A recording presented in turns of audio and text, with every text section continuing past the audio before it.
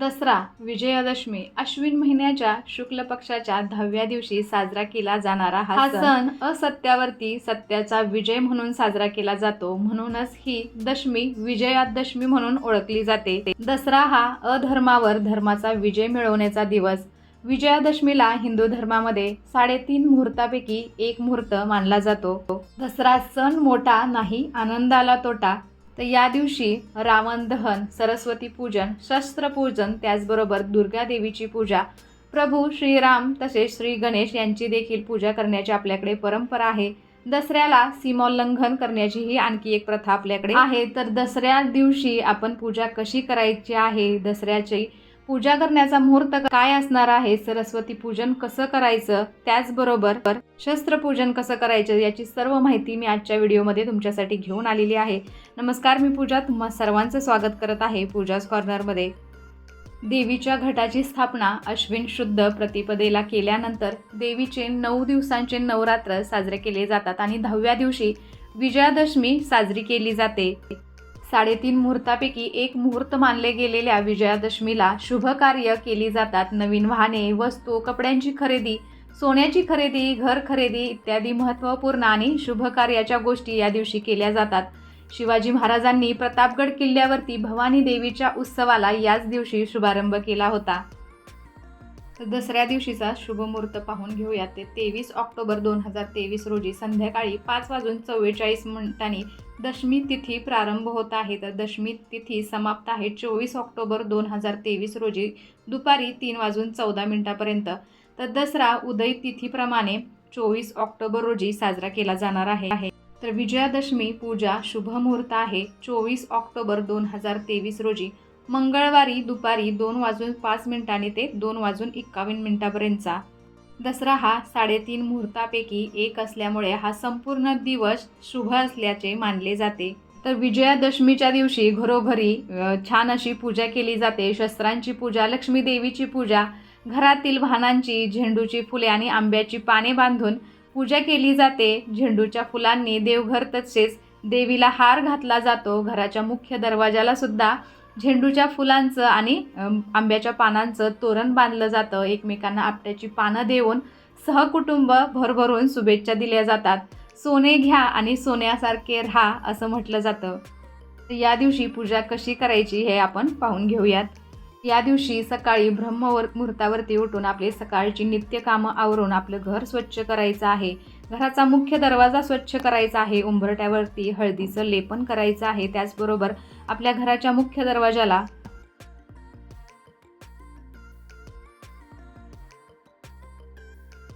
नवरात्रीच्या पहिल्या दिवशी म्हणजे घटस्थापनेच्या दिवशी आपण देव विड्याच्या पानावरती स्थापित केले होते. तर या दिवशी हे देव हलवायचे आहे, त्यांची स्वच्छ अशी पूजा करायची आहे. देवघर सर्वप्रथम स्वच्छ करून घ्यायचे आहेत. देवांना अभ्यंग स्नान घालून देव घासून पुसून स्वच्छ करून घ्यायचे आहेत आणि त्यानंतर यथासांग अशी आपल्याला देवांची पूजा करायची आहे. सर्व देवांना झेंडूची फुलं व्हायची आहेत.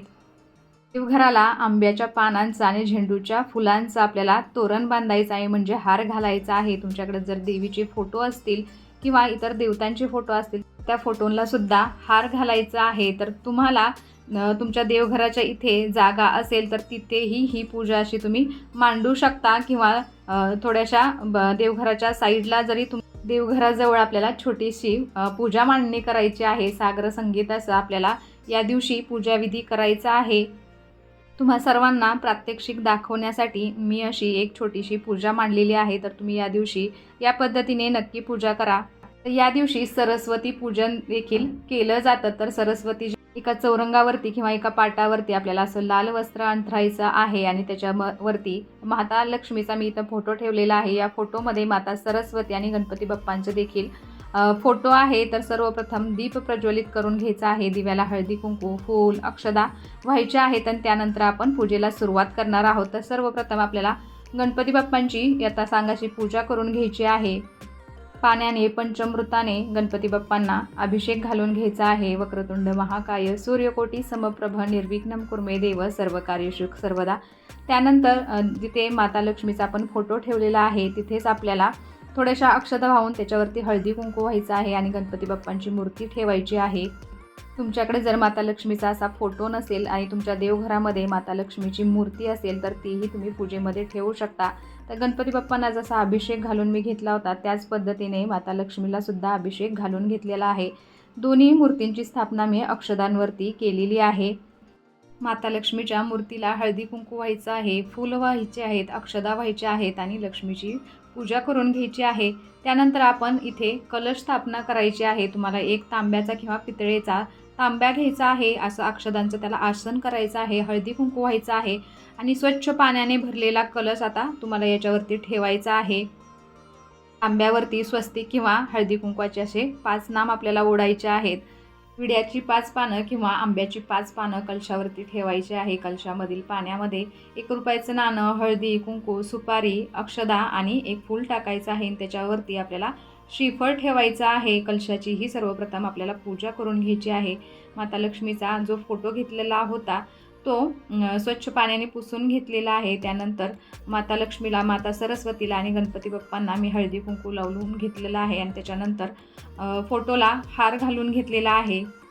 या दिवशी सरस्वती पूजन हे केलं जातं. तर तुमच्याकडे मुलांकडे जो फळा असतो मोठा किंवा अशी छोटीशी पाटी जरी असेल तर याच्यावरती सरस्वतीचं चिन्ह काढायचं आहे. पूजेमध्ये अशी पाटी ही आपल्याला मांडायची आहे. या सरस्वती चिन्हाचं आपल्याला हळदी कुंकू लावून पूजन करून घ्यायचं आहे. तिथेही आपल्याला झेंडूची फुलं व्हायची आहेत, अक्षदा व्हायच्या आहेत.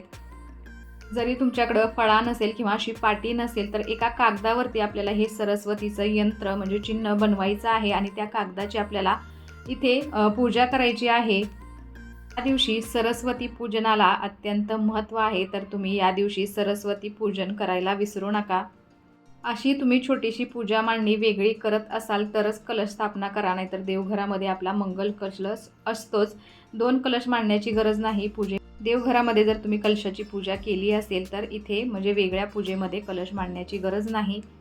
सरस्वती देवीच्या पूजनाबरोबरच आपल्या घरामध्ये जे ग्रंथ असतात, जी पुस्तकं असतात, मुलांची पुस्तकं असतात, याच्यामध्ये मुलाचं शालेय शिक्षणाची जी साहित्य आहे किंवा आपल्या घरामधील सर्व जी कामं करतात, लॅपटॉप आहेत, जे कोणतं आपण काम करत असू त्या संबंधित जे पुस्तकं असतील तर ते तिथे पूजेमध्ये मांडायचे आहे. सगळ्या ग्रंथांवरती, पुस्तकांवरती हळदी कुंकू व्हायचं आहे.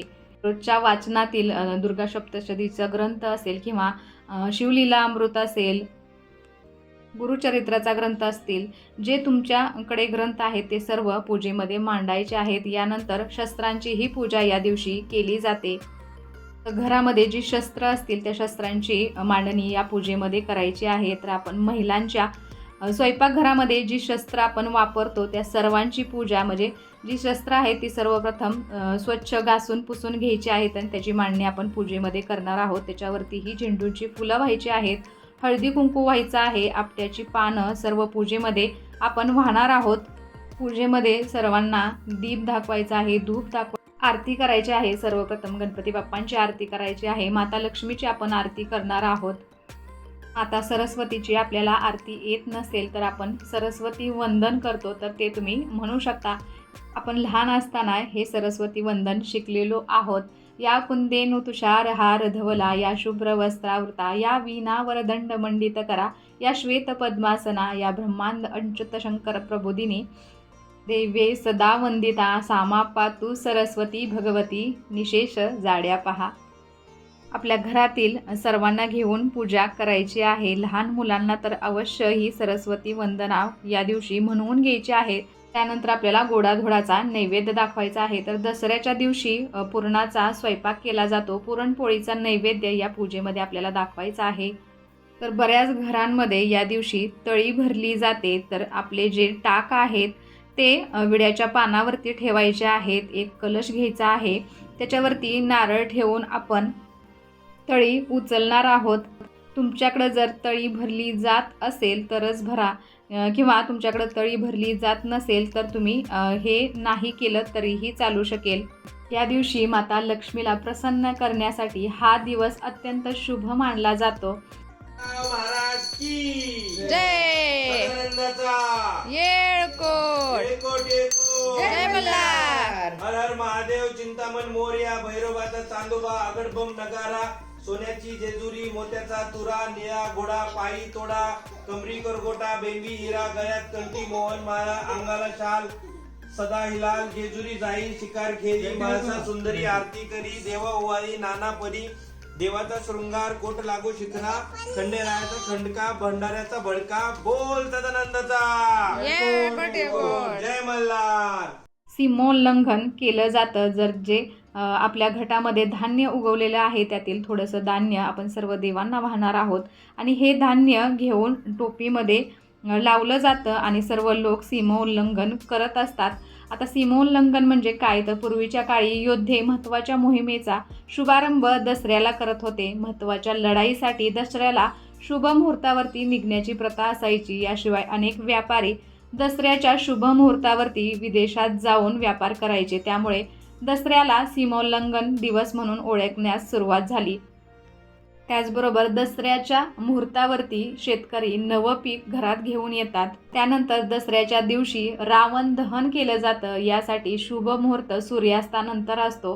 पौराणिक कथांनुसार विजयादशमी साजऱ्या करण्यामागील आणखी एक समज असा आहे की या दिवशी देवीने दुर्गेचे चंडीचे रूप धारण करून महिषासूर नावाच्या राक्षसाचा वध केला होता.